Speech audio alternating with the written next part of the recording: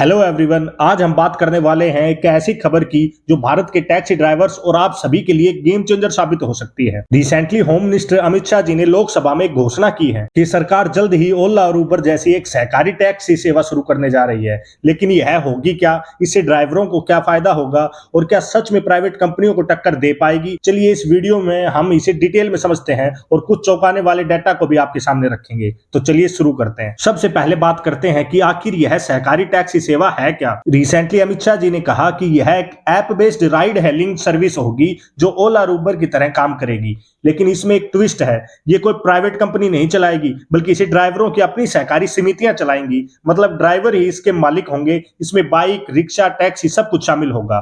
और सबसे बड़ी बात, सारा मुनाफा सीधे ड्राइवरों की जेब में जाएगा, न किसी बड़े बिजनेसमैन के पास, न ही किसी इन्वेस्टर के पास। अब इसमें इंटरेस्टिंग बात यह है कि पूरी दुनिया के अंदर यह पहली गवर्नमेंट सपोर्ट वाली सहकारी टैक्सी सर्विस होगी। अब अगर मार्केट पे नजर डालें तो ओला और उबर कई सालों से भारत में राइड हेलिंग के बादशाह बने हुए हैं। कुछ रिपोर्ट्स के मुताबिक भारत का राइड हेलिंग मार्केट 2025 में करीब $10 बिलियन का है, यानी लगभग 83,000 करोड़ रुपए। और इसमें ओला और उबर की हिस्सेदारी 90% से ज्यादा है। एक अनुमान के मुताबिक ओला और उबर हर साल भारत से अरबों रुपए का रेवेन्यू कमाते हैं। 2023 में ओला का रेवेन्यू था लगभग 2800 करोड़ रुपए और उबर का इससे भी ज्यादा। लेकिन इनका मुनाफा कहां जाता है? ज्यादातर कंपनी के मालिकों, शेयर होल्डर और विदेशी इन्वेस्टर की जेब में। ड्राइवर्स को हर राइड का सिर्फ 70 to 80% मिलता है, बाकी 20 to 30% कमीशन के तौर पर कट जाता है। तो आप सोचकर देखिए, अगर यह 20 to 30% पैसा भी ड्राइवरों के पास ही रहता तो उनकी जिंदगी और कितनी बदल सकती थी। अब आते हैं असली सवाल पे, अगर यह नई सर्विस आती है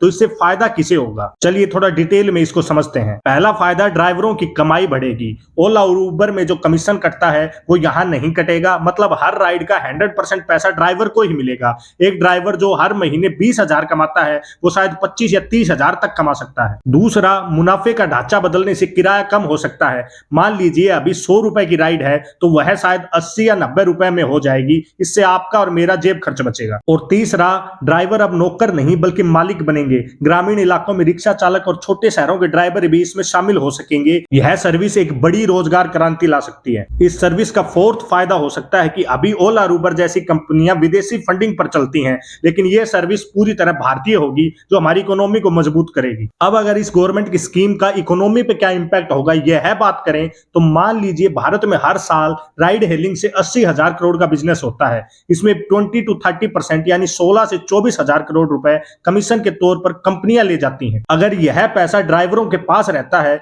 तो यह सीधा उनकी जेब में जाएगा और जब ड्राइवरों की कमाई बढ़ेगी तो वो उस पैसे को बाजार में खर्च करेंगे, यानी कि खाना, कपड़े, बच्चों की पढ़ाई पर। इससे लोकल इकोनॉमी को बूस्ट मिलेगा। एक्सपर्ट का कहना है कि इससे जीडीपी में 1% तक की बढ़ोतरी हो सकती है, खासकर ग्रामीण और छोटे शहरों में। साथ ही सरकार को टैक्स के जरिए भी फायदा होगा। तो ये ड्राइवरों के साथ साथ पूरे देश के लिए विन विन डील है। लेकिन दोस्तों, हर बड़े प्लान की तरह इसके सामने भी कुछ प्रॉब्लम्स हैं। पहली, टेक्नोलॉजी। ओला और उबर जैसे ऐप बनाने में करोड़ों रुपए और बड़ी टीम चाहिए। क्या सरकार इतनी जल्दी इसे तैयार कर पाएगी? और दूसरी बड़ी प्रॉब्लम है मार्केट में टिकना, यानी प्राइवेट कंपनियां इससे कॉम्पिटिटिव होने के लिए अपने दाम कम कर सकती हैं या ड्राइवरों को लुभाने के लिए ऑफर दे सकती हैं। और तीसरी है लोगों में और ड्राइवर्स में इस स्कीम के प्रति जागरूकता, यानी ड्राइवर और यात्रियों को इस नए सिस्टम में भरोसा दिलाना पड़ेगा। लेकिन अगर फिर भी गवर्नमेंट इसे सही ढंग से लागू कर पाई तो यह एक क्रांति ला सकता है। तो दोस्तों, ये थी पूरी कहानी गवर्नमेंट की सहकारी टैक्सी सेवा की। यह न सिर्फ ड्राइवरों की जिंदगी बेहतर कर सकती है बल्कि हमारी जेब और इकोनॉमी को भी फायदा पहुंचा सकती है। अब सवाल आपके लिए है, क्या आपको लगता है कि यह ओला और उबर को टक्कर दे पाएगी या फिर यह सिर्फ एक और सरकारी प्लान बनकर फ्लॉप हो जाएगी? अपनी राय कमेंट बॉक्स में जरूर बताएं और प्लीज चैनल को सब्सक्राइब कर लें।